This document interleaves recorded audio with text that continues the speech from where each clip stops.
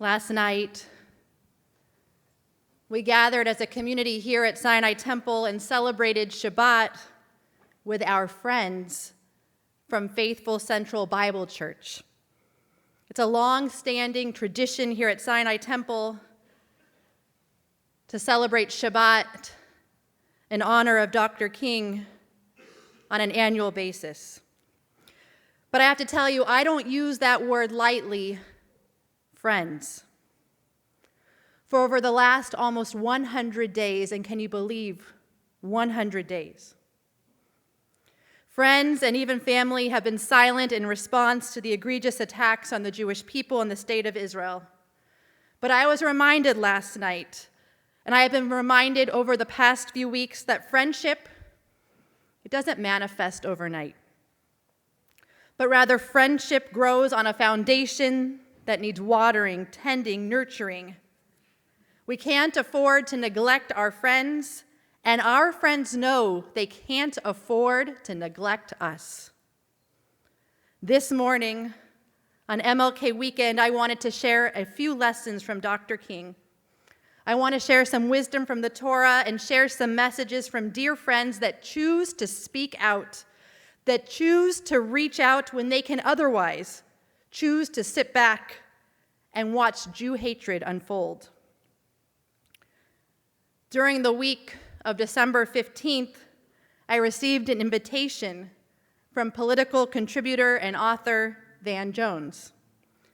In the invitation, Van Jones said that he sought to create an online space in which he was gathering Jewish leaders and clergy and non-Jewish leaders and non-Jewish clergy, primarily those within the Black community, with one intention: to pray for us, to pray with us, to pray with us and for the Jewish people in Israel, and to show us primarily that we are not alone, that members of the non-Jewish Black community seek to carry us as the burden of hate vows to push us down. I have to admit, I was a bit skeptical before I signed online, because I've never witnessed someone else pray for me. And we all know in the past 100 days, those that wish our demise and destruction, well, they have been categorically louder than those that wish and pray for our survival, let alone our success. First to speak in the gathering was preacher Bishop T.D. Jakes. Bishop Jakes spoke about his beginnings. His namesake, his grandfather, was only 23 years old when he died, when he was killed. On his death certificate, cause of death was listed as accidental drowning while bathing in a swift current in a creek. But remember, it was 1928 in the deep south of Mississippi. And the story eventually came out that while his grandfather had this tradition to come home at lunchtime and swim across the creek in order to get home, this time, barbed wire was thrown into that creek the same time that he was swimming. Well, Jakes was immediately tangled and he drowned. And he would be one of many that would be killed that year due to the color of his skin. Bishop Jakes said that his pregnant grandmother was at home, naively cooking for her husband. Well, with tears running down his face, Bishop Jakes said to each of us, said to all of the Jews who were on the call, "The olive branch that we are extending is covered in your blood and ours." He said, if you catch enough spiders, you can catch a lion, so let's weave a web. We are resilient. We are survivors. He said, I have 5 kids and 9 grandkids, and we all want the same thing. Our freedoms are threaded. And he reminded the rabbis and the leaders and his colleagues on the call of the power embedded within the word we. It's a word that I don't think we felt very present in these last few months. But to hear this powerful bishop take his time to speak about our shared histories and our shared futures, to hear him say that our freedoms are threaded, I was reminded that the word we That has been very much part of our Jewish story. We have not and need not walk this path of fear alone. Susanna Heschel, daughter of Rabbi Abraham Joshua Heschel, writes that we have become so used to the images of Rabbi Heschel and Dr. King walking side by side that we forget how unusual of a friendship that really was. Because King grew up in the South, while in 1940, Heschel fled Hitler's Europe. They met in Chicago 1963 at a conference called Religion and Race, organized by the National Conference of Christians and Jews. And I want you to listen to Heschel's words at that very conference. How apropos for the Torah reading we have today. He said, "At the first conference on religion and race, the main participants were Pharaoh and Moses. The outcome of that summit meeting has not come to an end. Pharaoh is not ready to capitulate. The Exodus began, but it's far from being completed.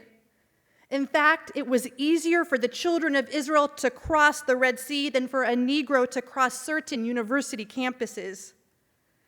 In 1964, Heschel continued the metaphor. The tragedy of Pharaoh was the failure to realize that the exodus from slavery could have spelled redemption for both Israel and Egypt. Would that Pharaoh and the Egyptians had joined the Israelites in the desert and together stood at the foot of Mount Sinai. Can you imagine what Dr. King heard in those prophetic words of Rabbi Heschel? I believe he heard that he would not have to walk this treacherous, long road to liberation alone.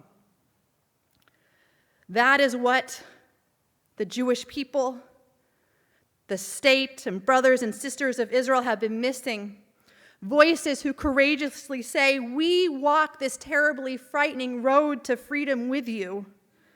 And while the pharaohs of the world continue to endure, we will not leave your side until anti-Semitism is rid from existence, until college students, Jewish college students, feel safe crossing university campuses, until Israel has a secure and peaceful future.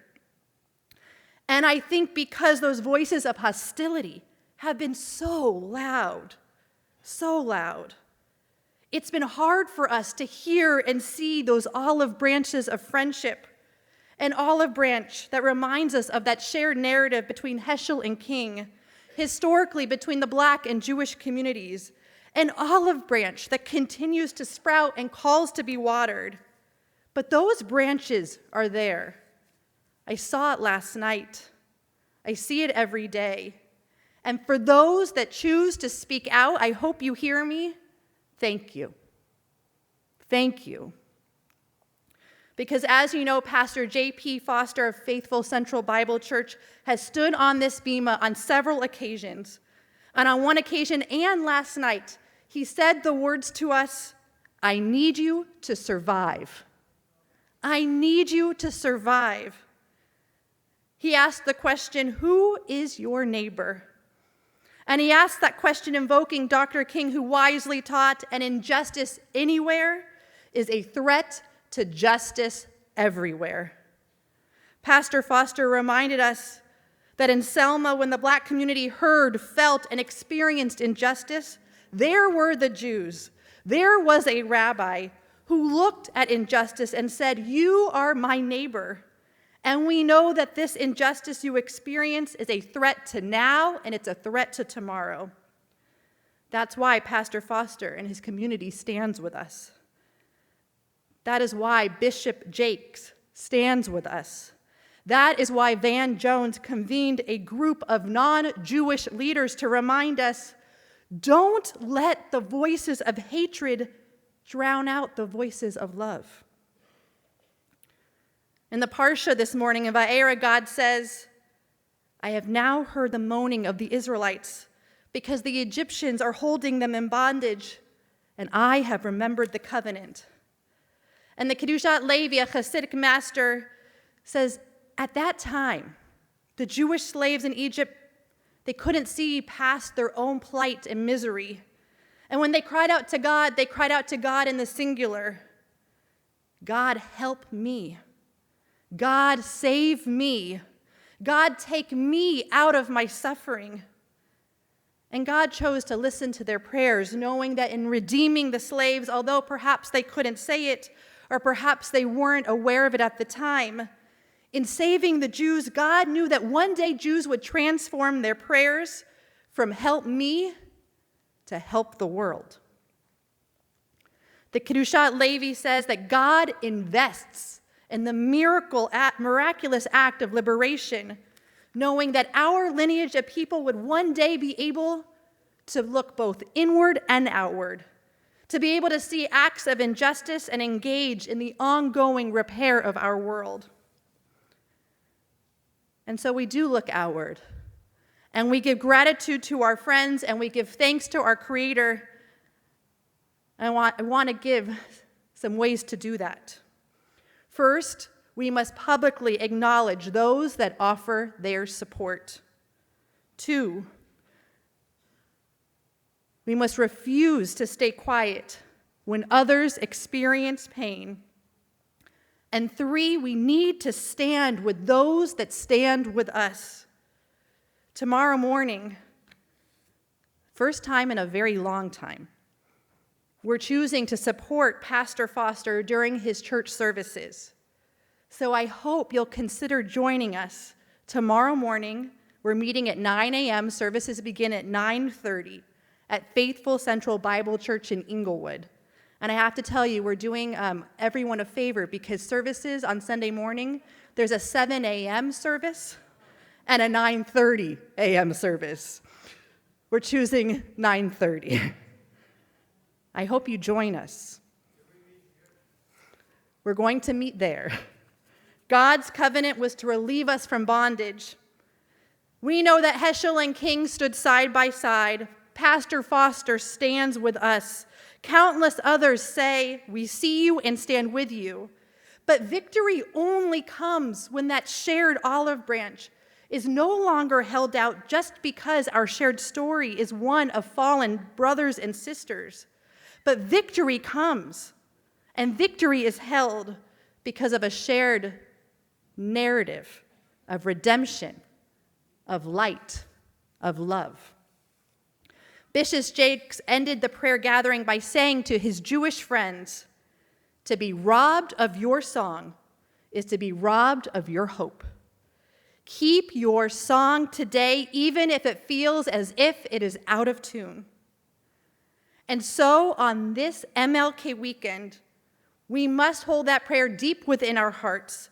It's a prayer to witness, condemn, and rise from this suffering that we have experienced for thousands of years. Against those that wish our demise, against those that wish the demise of others, we must sing a song of hope. And for however long it takes, knowing we are not alone, today we make the choice. Sing, we will. Shabbat Shalom.